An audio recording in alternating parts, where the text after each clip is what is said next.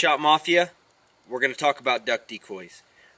We're going to talk about my favorite brand of duck decoy, and that's Greenhead Gear. I am absolutely in love with them. If I could go work for them, I would, because they're awesome.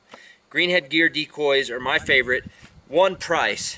The price is reasonable. It don't kill your pocketbook. Everybody knows when you duck hunt, a dozen decoys ain't going to do it. Half a dozen decoys ain't going to do it. You need a whole bunch. A whole bunch.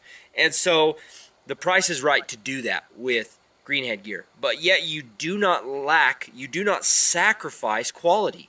The paint quality, one, great. I don't repaint decoys. I don't do it. It's too much time for me.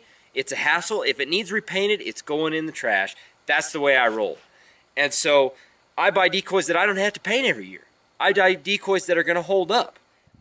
What I've started us with is my whites. Obviously, there's lots more duck decoys out there that are white. There's the shoveler that's got white on it. If I scout and I see white ducks on the water, I throw out white decoys. It's as simple as that. Oftentimes, it's in the deeper water where your golden eyes, your ringnecks, they can dive down. Obviously, that's what God created them for. God created these ducks to dive. We hunt a lot of deep water, folks. Lots of deep water. So white ducks, diving ducks in particular, are a big part of what I do. Let's talk to you about the oversized series of Greenhead Gear. The oversized series is obviously, you can see it's just a little bit bigger than their standard series, and it's worth every penny. These are what I call my draw ducks, or the ducks that I set up on the outside. This is the eye catcher duck right here. This is the duck that when the bird's flying, you know, a mile high, you're hitting the call, you want them to get down here. This is the duck that they see sitting on the outside edge of your spread. Now, listen to that carefully. I put the big ducks on the outside edge of the spread to draw the attention. That's the way we do it. That's the way we've had success doing it. Obviously, these are 60-40 keels. Now, anybody knows that that front side of that keel is heavier. The ducks naturally rest with their butt in the air. That 60-40 keel, it's awesome. That duck rest, it looks just like a real duck, but higher than the front, and that water planes out right about there.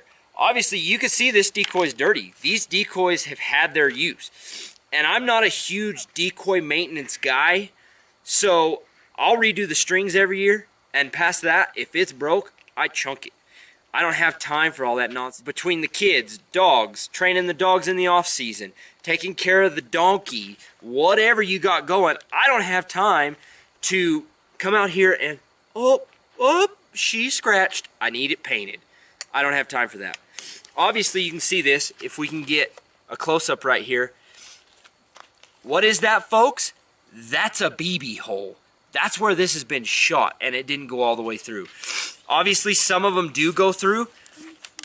Oh, one did make it through. You can hear it rattling around in there. That's fine. This decoy, no worse for the wear. It's been shot. So what? Throw it back out in the water. Then we're going to talk about their standard size decoys. And obviously, these are kind of their novelty decoys. These are the specialty decoys. This isn't your mallards, your gadwalls. We're going to get into that. But you're looking at a decoy here, obviously quality the same. Hard, takes a punch, paint stays. There's a reason I put my initials on them, because I don't want nobody taking my decoys. I love my decoys.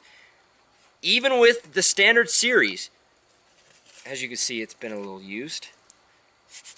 You're back to the 60-40 keel. Same thing. The same weight technology that makes this decoy look realistic in the water. You can't beat it. Let's talk about the weights I use for my decoys for just 1 second. Coming off on a little tangent. Just coming off on a tangent. You know what? I'm not going to come off on a tangent. We're going to still talk about decoys. No tangent. We'll talk about weights later. So these decoys come in pairs. Everyone, the golden eye does not. It just comes in the male. This is the most flamboyant of the hen and drake. It just comes in the drake set. For 6 of these, you're looking at probably, I'm going to guess, I haven't bought any in a while, but I'm going to guess you're looking at about 50 bucks for 6 of these. Not bad, in my opinion. In my opinion, that's not bad at all. These, you're looking at what you'll get, the standard green wing gear deal is 4 drakes, 2 hens. Great odds. The drakes are what's flashy anyways. That's what you want in the water. So 4 drakes, 2 hens, both of them great quality decoys. For 6 of these, the specialties come in 6. They come in half dozens. You're looking at probably $40 for these. Totally worth it once again. Same thing with the scops. 60-40 keels, paint's great. You can see that paint. I've lost a little bit of paint right there around the edge of that white. Not a big deal. I mean, for as many years as I've had this decoy, that decoy owes me jack squat. I promise you that. And I'm rough. I'm not an easy decoy dude. I mean, these suckers get thrown. They get hammered. I throw them up on the bank. They bounce on rocks. I don't care. I need a decoy that's going to make it through what I'm going to put it through. I'm not adjusting my lifestyle to the decoy I have.